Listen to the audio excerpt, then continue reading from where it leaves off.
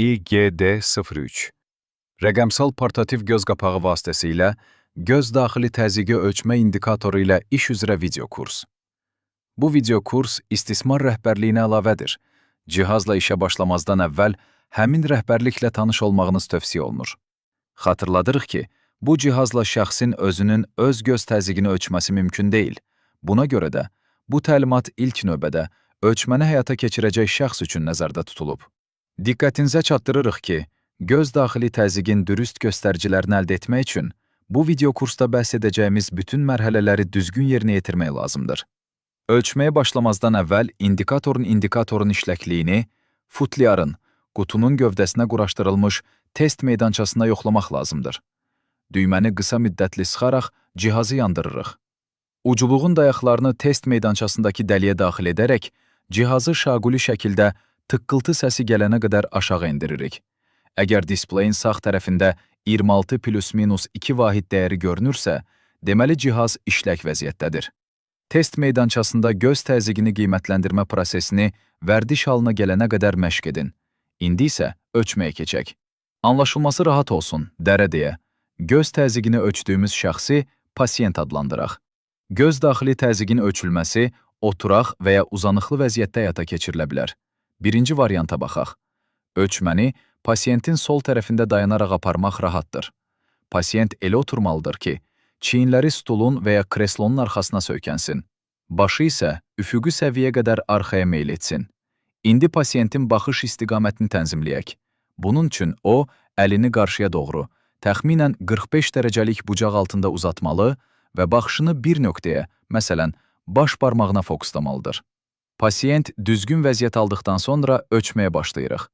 İlk növbədə indikatorun uculuğunu spirtli salfetlə silirik. Boşda qalan əlimizin şəhadət barmağı ilə sol gözün üst qapağını ehtiyatla yuxarı çəkirik ki, buynuz qişanın, buynuz təbəqənin kənarı ilə qapağın kənarı arasında təxminən 1 mm-lik sklera, gözün ağ təbəqəsi, zolağı görünsün. Qapağı bu vəziyyətdə tərpətmədən saxlayırıq. Cihazı tutan əlimiz pasiyentin alnına söykənir.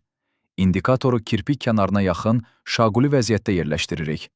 Cihazı gözə təzyiq etmədən, test meydançasındakı kimi tıqqıltı səsi gələnə qədər ehtiyatla aşağı endiririk. Ölçmədən sonra displeyə baxırıq. Sol tərəfdə ölçmə nəticəsinin qiymətləndirilməsini görürsünüz. 1 rəqəmi normadır. 0 rəqəmi göz daxili təzyiqin yüksək olduğunu bildirir. Sağ tərəfdə isə birbaşa göz daxili təzyiqin rəqəmsal göstəricisini görürsünüz. Bu nəticəni qeyd edin. Ölçmə zamanı nəticəni tamamilə qeyri-dürüst edən tipik səhvlərə diqqət yetirin. Pasiyentin başı üfüqi vəziyyətdə deyil. Ölçmə zamanı cihaz şaquli vəziyyətdə deyil. Pasiyent ölçmə zamanı gözünü yumur və ya qırpır. Pasiyent baxışını çox yuxarı və ya çox aşağı fokuslayıb. Göz qapağı buynuz qişanın üzərinə keçir. Göz qapağı hədsiz dərəcədə dartılıb. İndikatorun uculuğu kirpik kənarına bitişik yerləşdirilməyib. Digər gözün təzyiqinin ölçülməsi də eyni qaydada aparılır. Bəzi insanlar üçün ölçməni oturaq vəziyyətdə aparmaq rahat olmaya bilər. Bu halda pasiyentin divan və ya çarpayda uzanması, başını yastığa və ya divanın qolaltısına üfüqi şəkildə qoyması daha yaxşıdır. Pasiyentin başının həddindən artıq arxaya qatlanmadığına nəzarət etmək lazımdır. Ölçmənin özü isə oturaq vəziyyətdə olduğu kimi həyata keçirilir. Qeyd etmək lazımdır ki, bütün sonrakı ölçmələr ya ancaq oturaq, ya da ancaq uzanıqlı vəziyyətdə aparılmalıdır. Çünki pasiyentin vəziyyətindən göz daxili təzyiqin göstəricisi asılıdır. Göz daxili təzyiqi, GDT, ölçmə bacarıqlarınızı yoxlayın. Təlimata əməl edərək pasiyent üzərində ardıcıl bir neçə ölçmə aparın. Ölçmələr eyni göz üzərində, pasiyentin eyni vəziyyətində və 2 dəqiqəlik intervalla aparılır. Əgər nəticələr arasındakı fərq 2 vahidi keçmirsə, deməli siz ölçmə metodikasını mənimsəmisiniz. Əgər fərq 2 vahiddən çoxdursa, bütün ölçmə metodikasını yenidən təkrarlamalısınız. Azərbaycandakı rəsmi distribütoru Retina Lab şirkətidir.